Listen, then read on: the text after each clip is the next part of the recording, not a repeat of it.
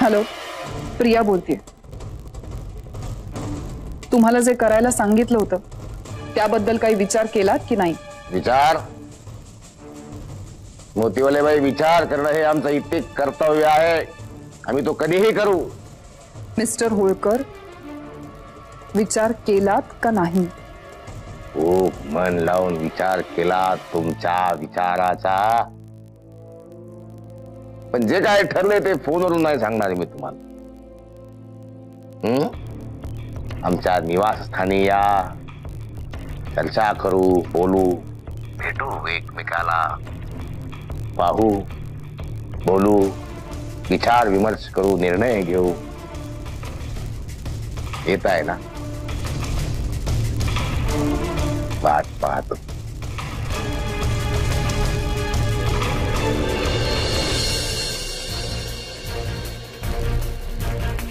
बाबा, मला थोडं बोलायचं आहे तुमच्याशी.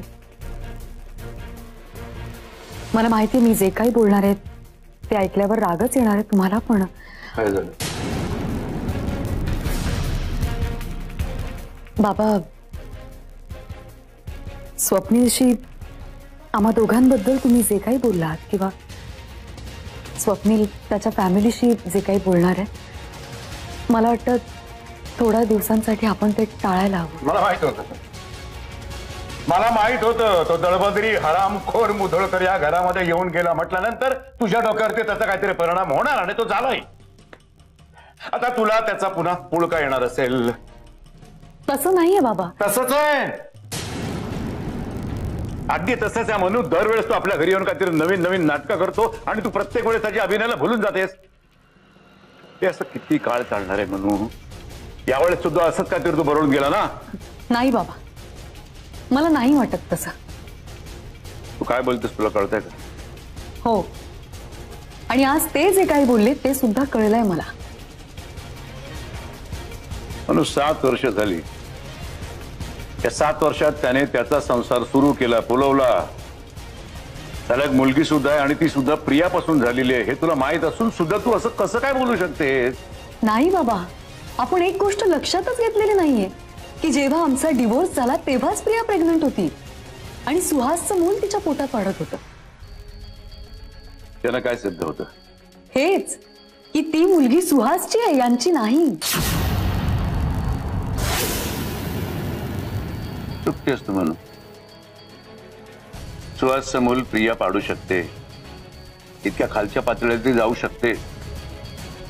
अगं शेवटी ती सुद्धा मुधोळकरांच्या घरामध्येच राहिलेली आहे ना, त्यांच्यासारखी थेरं करू शकते ती.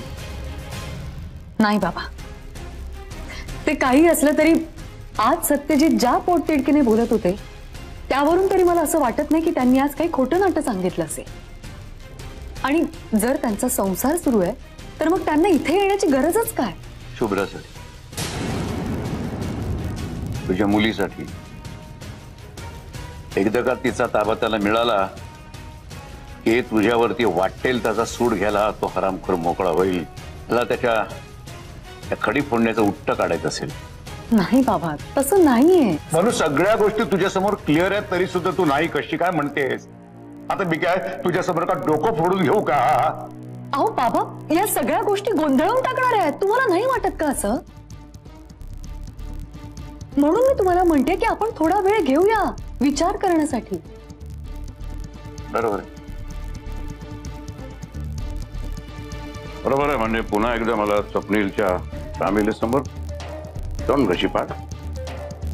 पुन्हा एकदा त्याच्या फॅमिली समोर मला शर्मिंदा कर. नाही बाबा, तशी वेळ तुमच्यावर अजिबात येणार नाही.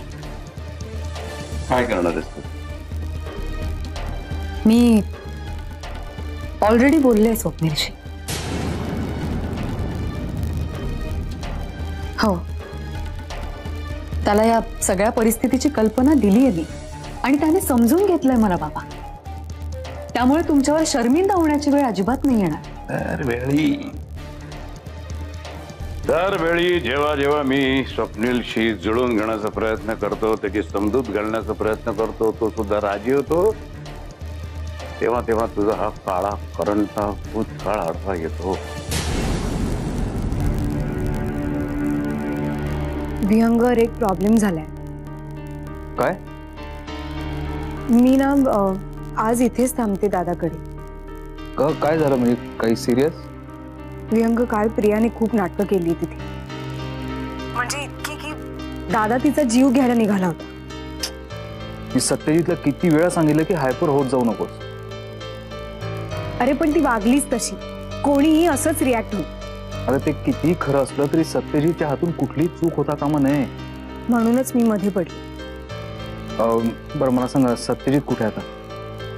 तो मंजिरी बहिणींना भेटायला ठाण्याला गेला. काय? हो, त्याला मंजिरी बहिणी इथे आल्याचं आणि प्रिया त्यांना सगळं वाईट साईड बोलल्याचं कळलं, म्हणून तो तातडीने गेलाय त्यांना भेटायला. बरं मला सांगा, मी यायची गरज आहे तिकडे? नाही, आता तशी काही गरज वाटत नाहीये, पण काही वाटलं तर तुला सांगेन. विहंग मी नंतर करते तुला फोन.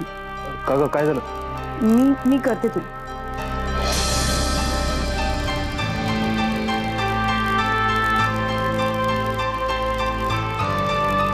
अगं काय ग, तू काय माझ्याशी बोलायचं नाही असं ठरवलंयस का? नाही, असं काही नाही. तुला माहितीये आर्या, मला ना आराध्याचा फोन आला होता आणि तो सारखं तुझ्याबद्दलच विचारत होता. काय बोलत होता? आराध्याला की नाही आता 5 दिवसांची सुट्टी आहे, सो तो इथे येणार आहे आणि तो एकदा इथे आला की तू, मी, आराध्य आपण बाहेर जाऊ आणि खूप धमाल करू. तू, मी, आराध्य, माझी मम्मा सगळेच फिरायला जाऊ, खूप धमाल करू. पण त्याआधी ना मला तुझ्याशी महत्वाचं बोलायचंय. काय बोलायचंय? हे बघ आर्या, ती बाई आहे ना, ती बाई नाहीये, ती माझी मम्मा आहे. तुझ्या मम्मानी तुला जे सांगितलंय ना ते सगळं खोटं आहे असं. काय हे मंजुषा, तू सुद्धा इतरांप्रमाणेच माझ्या मुलीच्या मनात माझ्याबद्दल विष पेरतेस का? तिला माझ्याबद्दल सगळं खोटं खोटं सांगतेस? मी तिला काहीही खोटं सांगत नाहीये. मंजुषा, तुला तुझा संसार आहे, मुलगा आहे, जा ना त्यांची काळजी कर. का इथे येऊन आमच्यात लुडबुड करतेस? आर्या बाळा, मी आत्ता तुला सगळं सांगितलं ते सगळं खोटं आहे असं तुला वाटतं? तुझा विश्वास आहे की नाही आत्यावर? मला कोणाशीच नाही बोलायचंय, माझा फक्त माझ्या मम्मावर विश्वास आहे.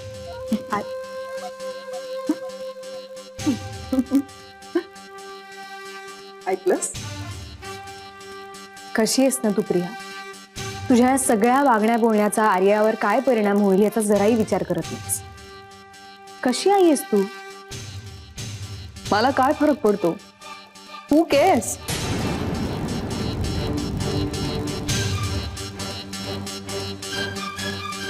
कुठल्या मातीची बनली आहेस ग?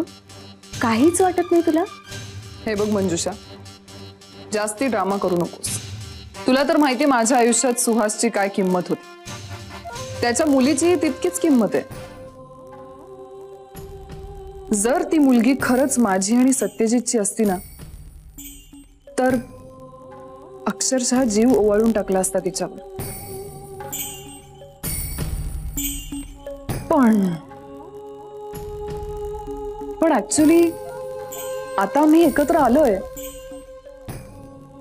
So you never know.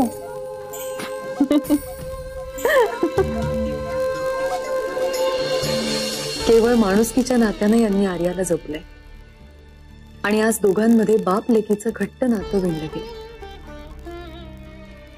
जितक्या सहजपणे शुभ्राने यांच्यावर विश्वास टाकला, तितक्या सहजपणे मी त्यांची बायको असून सुद्धा त्यांच्यावर विश्वास नाही टाकू शकले. इतकी वर्ष मीच म्हणायचे की विश्वास ठेवला की नातं हळूहळू उमलतं म्हणून. मग आता यांच्यावर विश्वास ठेवण्यासाठी मी असमर्थ का ठरते? ते जे काही बोलून गेले ते बुद्धीला पटण्यासारखं आहे, पण माझं मन ते ऐकूनही द्विधा मनस्थितीत. माझ्या मनातला हा गोंधळ कधी आणि केव्हा संपणार आहे कोणास ठाऊक.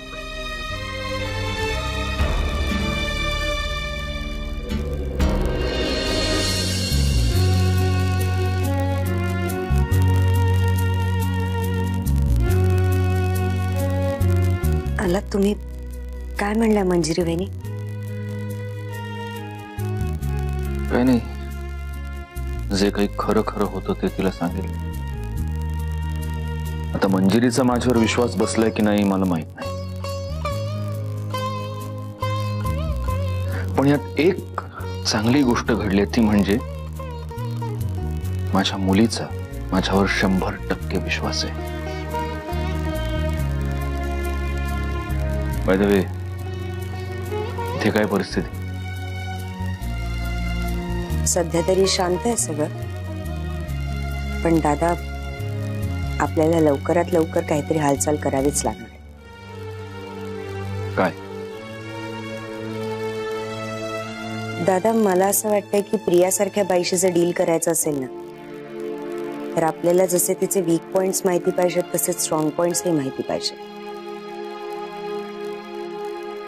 वीक पॉइंट जाऊ देत, पण मला तिचं स्ट्रॉंग पॉइंट माहिती.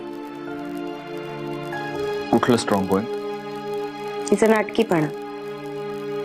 तिने आर्यासमोर मायाळू आईची जी काही एक इमेज उभी केली आहे ती पुसून टाकायला लागेल आधी आर्याच्या मनात. हो बरोबर आहे तुझं नेत्र सगळं, पण करायचं कसं? प्रियाचा मुखवटा जर फाडायचा असेल आर्यासमोर तर त्याच्यासाठी माझ्याकडे एक प्रभावी शस्त्र आहे. शस्त्र? युवी.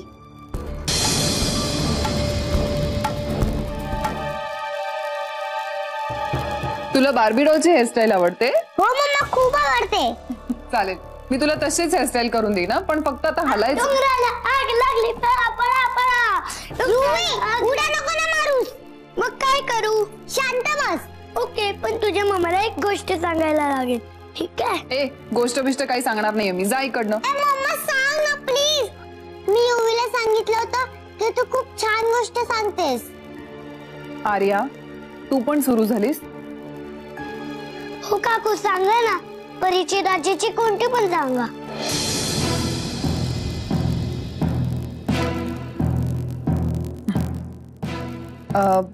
बरं ठीक आहे, मी गोष्ट सांगते तुम्हाला, पण एका अटीवर. एकदम शांत बसायचं, अजिबात मस्ती करायची नाही. Yes, my mama is great. कोणती गोष्ट सांगू? उंदराची आणि सिंहाची गोष्ट सांगू? नाही, ती आम्हाला माहिती आहे. तुम्ही दुसरी सांगा ना. मग मी टोपीवाल्याची आणि माकडाची गोष्ट सांगते. नको, ती पण आम्हाला माहिती आहे. तुम्ही दुसरी गोष्ट सांगा ना. ए चल, सगळंच माहितीये तर जा इकडनं. काकू, दुसरी गोष्ट. ए चल, निघ इकडनं. आर्या, तू तर सांगत होतीस तुझी मम्मा लाड करते, पण इतर रागवते. मम्मा,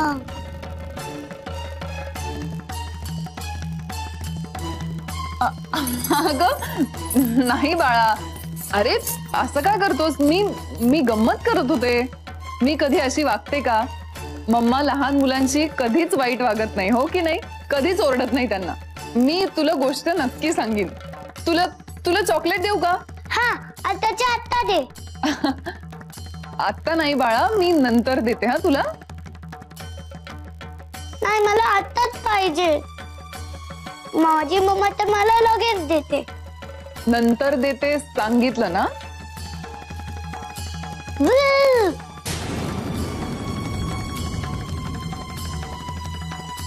मम्मा, तू अशी का वागतेस युवीशी?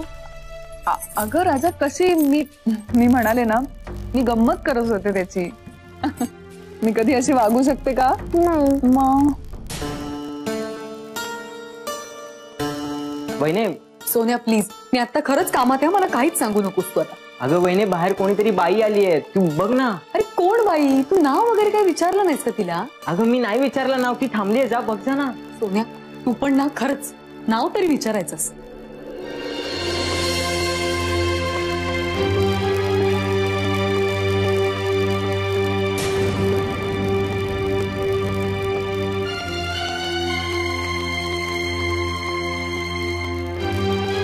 तुम्ही? मला इथे पाहून तुला खूप आश्चर्य वाटलं असेल, माहितीये मला. मी खरं तर पत्ता शोधत शोधतच आले. अगं कशी आहेस तू? ठीक आहे.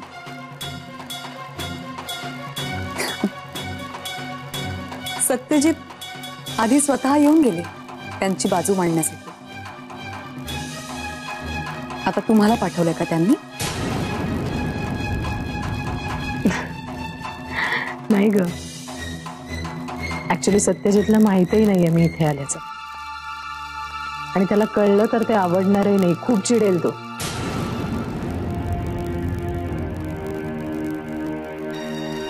बसा ना. नाही ठीक आहे. सत्यजितची रदबदली करण्यासाठीच तुम्ही इथे आलात हे तुम्ही न सांगता सुद्धा कळू शकतं मला. इनफॅक्ट तुम्ही इथे आलात म्हटल्यावर तुमची सो कॉल्ड मैत्री अजूनही टिकून आहे तर.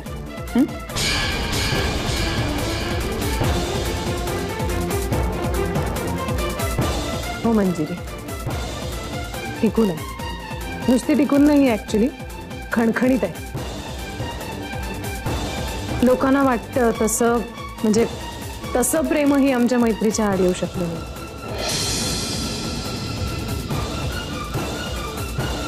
म्हणजे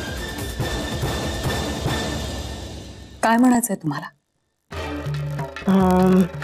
म्हणजे हे बघ, कुठल्याही मैत्रीच्या नात्यामध्ये जेव्हा एका माणसाच्या मनात काही वेगळी भावना निर्माण होते तेव्हा तेव्हा ते नातं खूप कॉम्प्लिकेटेड होतं. आणि अशी कॉम्प्लिकेटेड नाती शेवटी टिकतात. पण मी आणि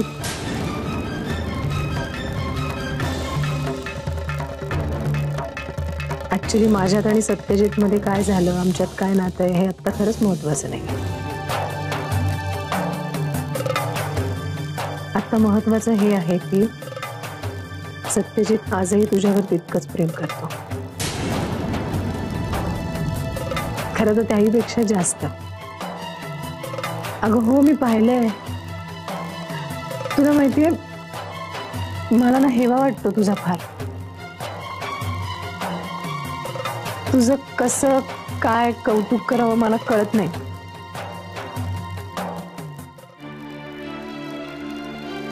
Satyajit deserves you and you deserve him.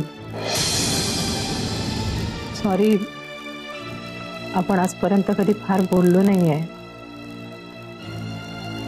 म्हणजे तशी वेळच आली नाहीये. माझ्या इथे येण्याचा तू काय अर्थ घेतेस हेही मला माहित, काय विचार करतेस मला माहित नाही. पण म्हणजे मी फार महत्वाची गोष्ट सांगायला आली. सत्यजितला तुझी खूप गरज आहे.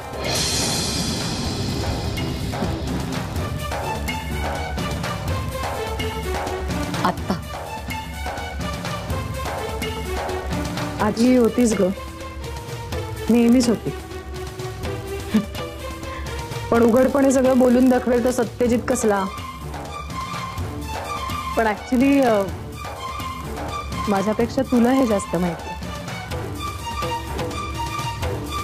आजपर्यंत कुठलीच गोष्ट मन मोकळेपणे सांगितली नाही मला. आणि त्याची परिणती कशात झाली हे अख्ख्या जगाला माहिती आहे. असो, पण मग आता कशासाठी गरज आहे त्यांना माझी? त्यांच्याकडे त्यांचा परिवार आहे, नातेवाईक आहेत, मित्र आहेत. मग एवढं सगळं असताना माझी काय गरज आहे? मित्र नातेवाईक सुखदुःखात असतातच ग, बरोबर. पण खरी साथ त्याची असते जो मनाच्या अगदी जवळ असतो. म्हणजे तो नुसता शेजारी उभा राहिला ना तरी आधार वाटतो. अशा सगळ्या गोष्टी सोप्या वाटायला लागतात. आणि सत्यजितच्या आयुष्यातली ही व्यक्ती तू आहेस हे मी सांगायला हवं का तुला? हे बघा, उगाच सत्यजितचं माझ्यावर किती प्रेम आहे हे सिद्ध करण्याची काहीच गरज नाही. गरज आहे. प्रेम सिद्ध करण्याची नाही, पण ते तुला सांगण्याची गरज आहे.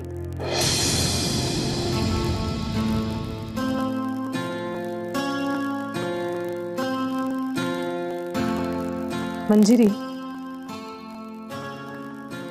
प्रिया मुधोळकरांच्या घरात परत आली. तुला माहित असेलही कदाचित ही गोष्ट, पण याआधी आपण दुधातनं माशी काढून टाकतो ना, तसं सत्यजितने तिला मुधोळकरांच्या घरातनं बाहेर काढलं होतं. पण प्रिया हुशार बाई आहे. आता ती आली आहे आणि गोष्टी जास्त कॉम्प्लिकेटेड झाल्या. तिने आर्याला वेठीला धरलंय ग. आर्याच्या खांद्यावर बंदूक ठेवून ती हे सगळे उद्योग करते.